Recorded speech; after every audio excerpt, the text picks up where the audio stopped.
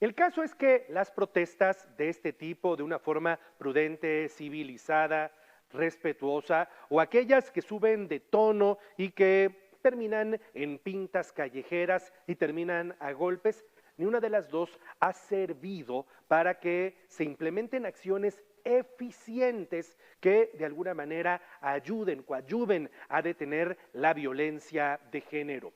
En nuestro país, en nuestro estado, se alertó de género hace apenas algunos meses y se le impuso al estado que se debían tomar una serie de medidas para frenar, por ejemplo, los feminicidios. La llamada alerta de género finalmente no ha funcionado.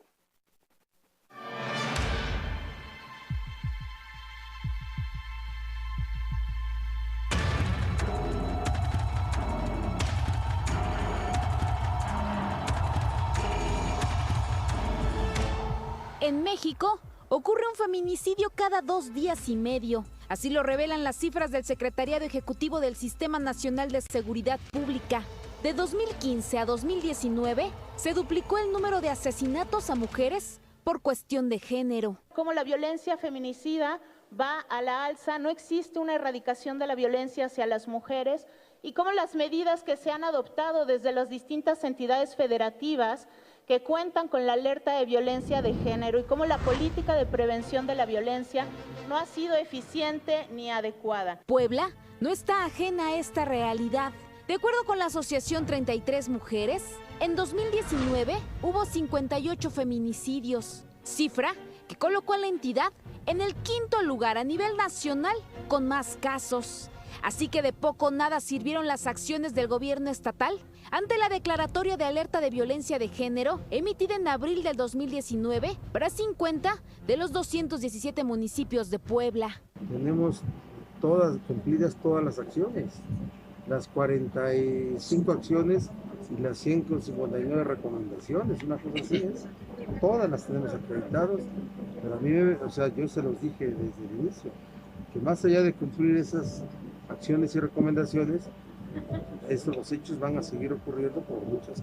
Las estrategias de las instituciones públicas no están funcionando. Hay una agenda que indudablemente tiene que ver con la institucionalidad del Estado, es que hay otra cara de la moneda que tiene que ver con la sociedad en su conjunto. Podemos avanzar en las masculinidades. Puebla ocupa el 5º lugar como el estado con mayor número de feminicidios. Esto refleja justamente la falta de políticas públicas para combatir la violencia.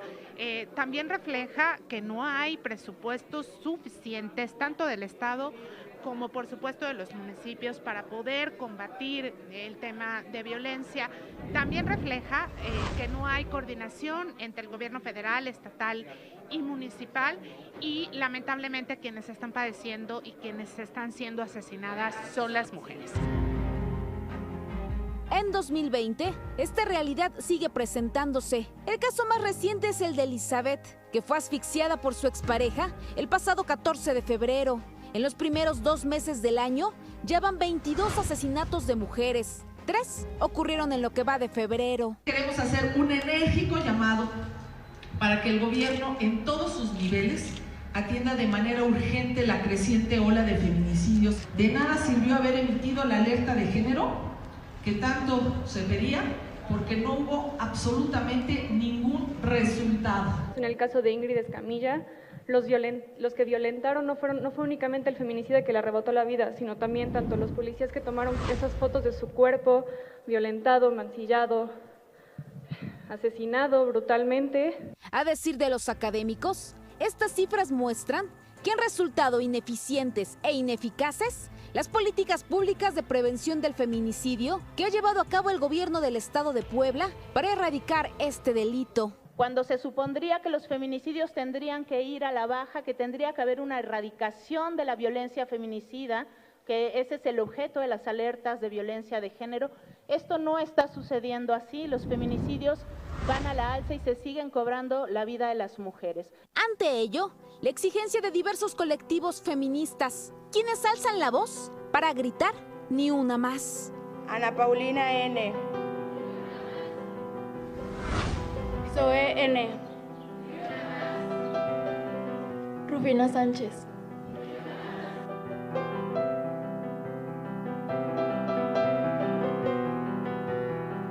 Cintia Coleote, Imagen Noticias Puebla.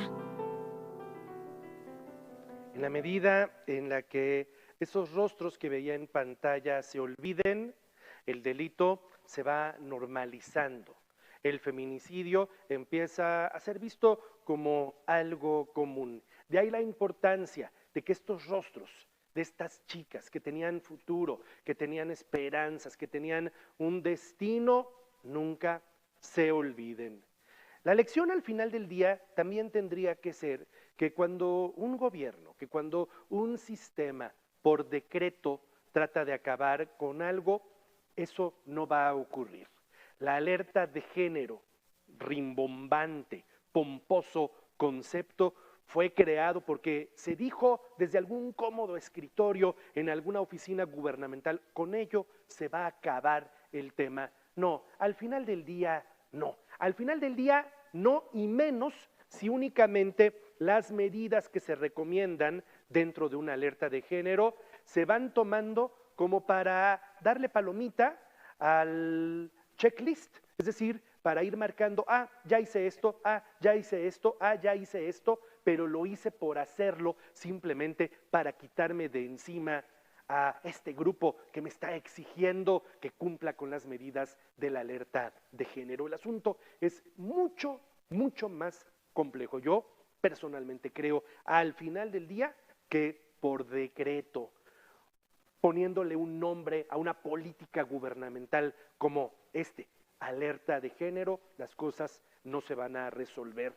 El tema de la impunidad, el combate a la misma tendría que ser frontal, tendría que ser directo, tendría que ser el primer paso para que de alguna manera esto llegara a desalentar que se cometan actos de violencia contra una mujer. Cuando una mujer sufre un acto de violencia y llega al Ministerio Público y denuncia ante el Ministerio Público, y en el Ministerio Público le dicen, ok, ahí se queda la carpeta, y pasan semanas y semanas en las que no ocurre nada, lo que está pasando, lo que sí está pasando es que se amplía la posibilidad de que esa mujer nunca regrese a denunciar porque la maten.